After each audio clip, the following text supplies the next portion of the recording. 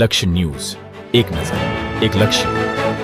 અરવલ્લી જિલ્લામાં ધોધમાર વરસાદ. મેઘરજ તાલુકા સહિતના વિસ્તારોમાં વરસાદી પાણી ભરાયા. અરવલ્લી જિલ્લાના મેઘરજ તાલુકામાં આજે ધોધમાર વરસાદ વરસતા શહેરના અનેક વિસ્તારોમાં પાણી ભરાઈ ગયા હતા.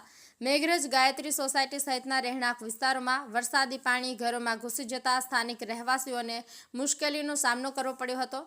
વરસાદના કારણે શહેરના મુખ્ય માર્ગો પર પણ પાણી ભરાઈ જતા વાહન વ્યવહાર અવરોધાયો હતો.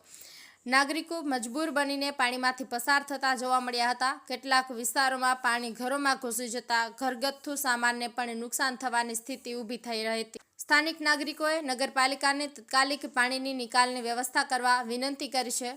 હવામાન વિભાગના અનુમાન મુજબ આગામી દિવસોમાં પણ વરસાદી માહોલ યથાવત રહેશે. ફલકકુમાર વ્યાસ, અરવલ્લી.